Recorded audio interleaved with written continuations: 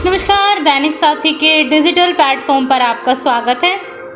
देश में आज भी कुछ ऐसी शख्सियत मौजूद हैं जिनके सामने मानवता सर्वोपरि है। जी हाँ, हम बात कर रहे हैं भजन लाल सरकार में मंत्री रहते हुए महज 1 रुपये वेतन लेने वाले सफेदों से विधायक रहे चौधरी बचन सिंह आर्य की। जी हाँ, पूर्व मंत्री चौधरी बचन सिंह आर्य का शुक्रवार को रेवाड़ी पहुंचना भी बेहद खास था।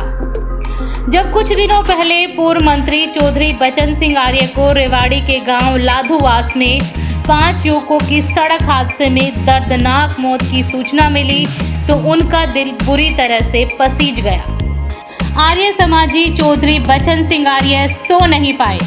साथियों से कहा कि लाधोवास गांव का पता निकालो और गाड़ी उठाओ, रेवाड़ी चलते हैं। और शुक्रवार को रेवाड़ी के गांव लाधोवास में पहुंच गए और शोक में डूबे परिवार को सांत्वना दी। यहां पर हम आपको बता दें कि बुधवार को दिल्ली जयपुर हाईवे पर गांव लाधोवास के 5 युवकों की सड़क दुर्घटना में दर्दनाक मौत हो गई थी। अखबार में जब यह खबर पूर्व मंत्री चौधरी बचन सिंह आर्य ने देखी तो उनसे रुका नहीं गया और वह शुक्रवार को ही रेवाड़ी पहुंच गए। शोकाकुल परिवार को सांत्वना देने के बाद पूर्व मंत्री चौधरी बचन सिंह आर्य अपने खास समर्थक स्वास्थ्य विभाग के एसडीओ इंद्रजीत सिंह की एम्प्लॉय कॉलोनी स्थित आवास पहुंचे। यहां पर उन्होंने रेवाड़ी आने का कारण भी बताया और राजनीतिक सवालों के जवाब भी दिए। अब आगे हम आपको दिखाते हैं कि पूर्व मंत्री चौधरी बचन सिंह आर्य ने क्या कहा। मेरा नाम बचन सिंह आर्य है, एक्स मिनिस्टर सफेदों विधानसभा क्षेत्र है जींद में। प्रदेश कार्यकारिणी बीजेपी का मैं सदस्य हूं और अभी बीजेपी के टिकट पर सफेदों विधानसभा से मैंने चुनाव लड़ा है।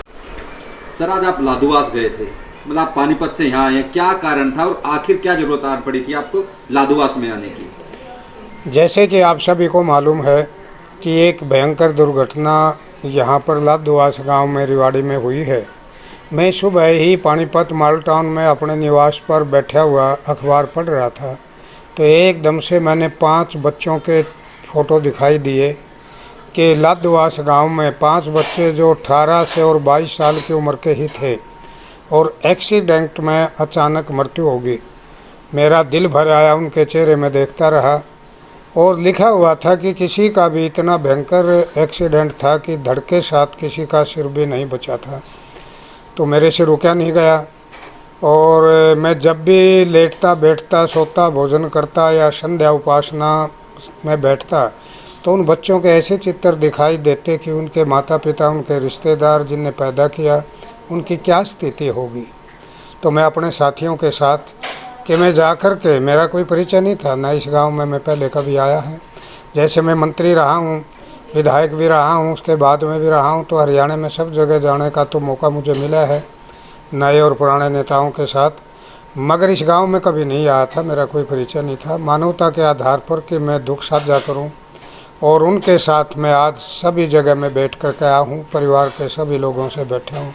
बहुत से बुजुर्गों के, उनके पिता के और उनके आंखों में आंसू झलक रहे थे, उनको ढाढ़स भी बधाया। और जब मेरी 14-15 साथी मेरे साथ हैं उनको देखा, वो बैठे, सब ने कहा तो उनको थोड़ा हिम्मत भी हुई कि आप इस सत्र के नेता आप आए हो तो हमें अच्छा लगा। और दूसरे भी नेता या प्रशासन आते तो हमें और भी ढाढ़स बनता। मैं सिर्फ मानवता के आधार पर ही मैं यहाँ पर आया था। सर, अक्सर देखा जाता है दुर्घटना के बाद जो पास से गुजर रहे थे वो भी लोग नहीं रुकते, तो लेकिन आप 150 किलोमीटर से अधिक दूर से आए, मतलब ऐसी क्या जरूरत आना पड़ी? आखिर आपको क्या भाव हुआ कि आपको जाना चाहिए जिसको आप जानते भी नहीं थे? इस सृष्टि के अंदर भिन्न भिन्न प्रकार के परमात्मा के रत्न हैं। ऐसे ही नहीं कि परमात्मा शब्द वैसे ही बना है, जब से सृष्टि का निर्माण उसने किया है। किसी भी धर्म में लेकर के चलें, आज तो चाहे वो हिंदू है, मुसलमान है, कोई भी सिख है, ईसाई है, यहूदी है, सब शुरू से ही उस परम तत्व को कोई खुदा, गॉड या परमात्मा कहे वो मानते रहे हैं। गीता, बाइबल, कुरान सभी परमात्मा का जिक्र करते हैं। ये मंदिर, शिवालय गिरजाघर और ये सारी चीज़ें हैं। अगर परमात्मा नहीं है तो फिर इनकी क्या आवश्यकता है। तो उस परमात्मा ने भिन्न भिन्न प्रकार के कर्मों के मुताबिक अपनी रुचि इंसानों की बनी है, जैसे उनके कर्म है। जैसे आपने कहा कि ऐसे भी लोग हैं साथ से गुजर जाते हैं, उनकी बात वो जाने, ऐसा नहीं होना चाहिए। जिनके अंदर इंसानियत है, जिनको दूसरों का दुख, दूसरों की पीड़ा अपने लगती है, और परमात्मा उन्हीं शरीरों को प्रेरणा देता है अच्छे कार्य के लिए जिसके ऊपर उनकी कृपा होती है। सर आप जैसा कि आपने बताया, थोड़ा पॉलिटिकल बात कर लेते हैं कि आप भजन लाल सरकार में मंत्री रहे, तमाम बदलाव इस दौरान देखे गए, तो आज की राजनीति को किस हिसाब से देखते हैं आप? जिस तरह से लगातार बदलाव राजनीति में देखे जा रहे हैं, कहीं ना कहीं एक जो मोरल ड्यूटी होती थी नेताओं की, कहीं ना कहीं कम हुई है। वैसे आज मेरा कोई राजनीतिक विषय नहीं है, ना राजनीतिक तौर पर मैं आया हूँ, मगर फिर भी आपने बात की है तो मैं उस समय चौधरी भजन लाल मुख्यमंत्री थे, उस समय मैं सबसे शायद छोटा था मंत्री, जो 5-6 पोर्टफोलियो मेरे पास थे। सफ़ेदों से मैंने चुनाव जीता था और वहाँ से जीता जहाँ गुजर समाज के सिर्फ 2 गांव हैं, थोड़े से वोट थे। 2004 में भी निर्दलीय चुनाव जीता, 27-28 हज़ार से मैंने चुनाव जीता था।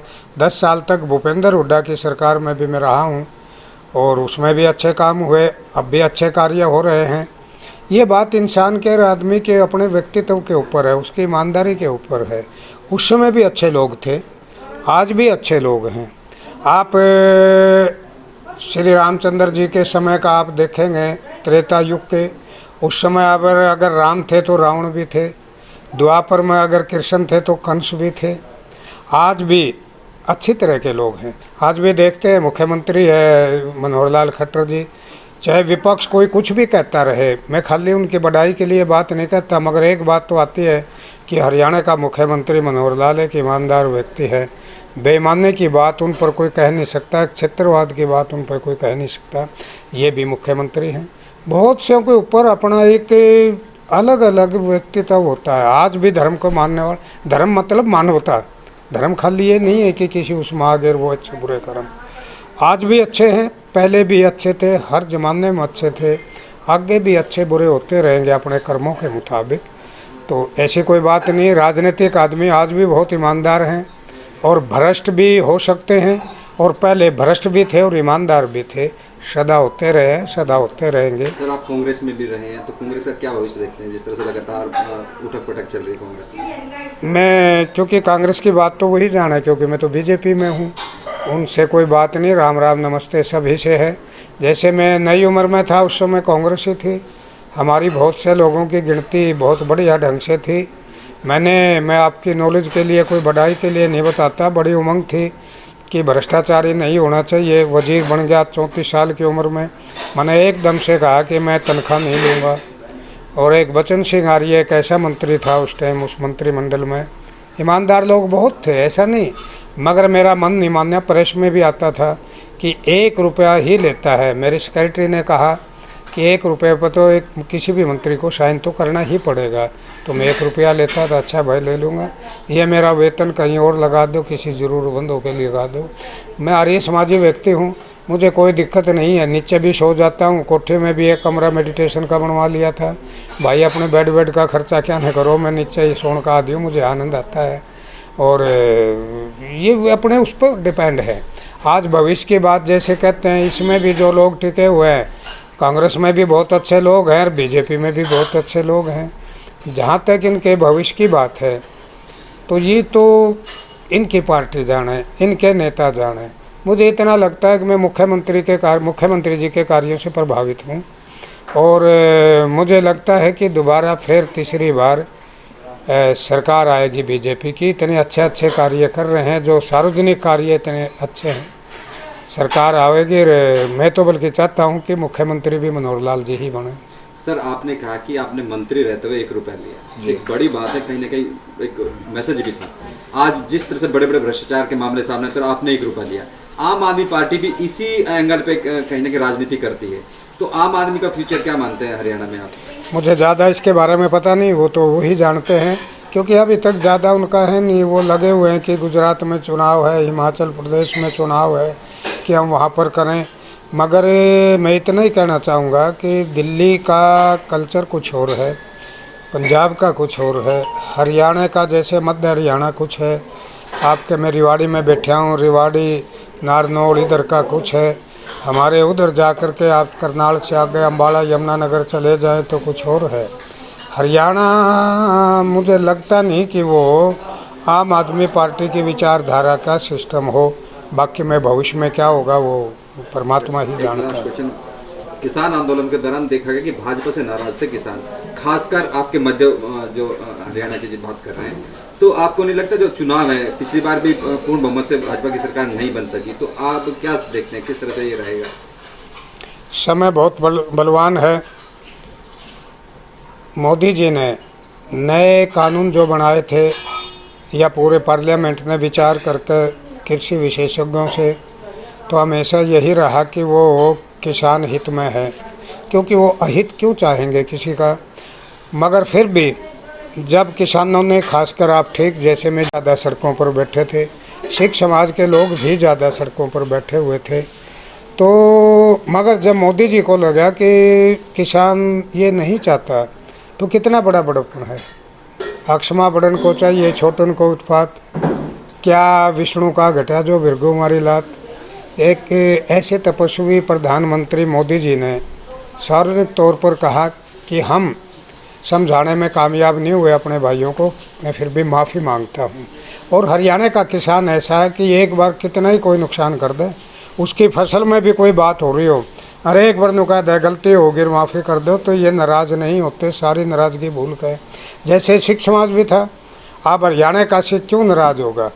हरियाणा के सिख सुप्रीम कोर्ट ने फैसला दे दिया, हरियाणा जो सिख गुरुद्वारा कमेटी है अब हरियाणा में लगेगा, सिख समाज स्वागत करने में लगा हुआ है।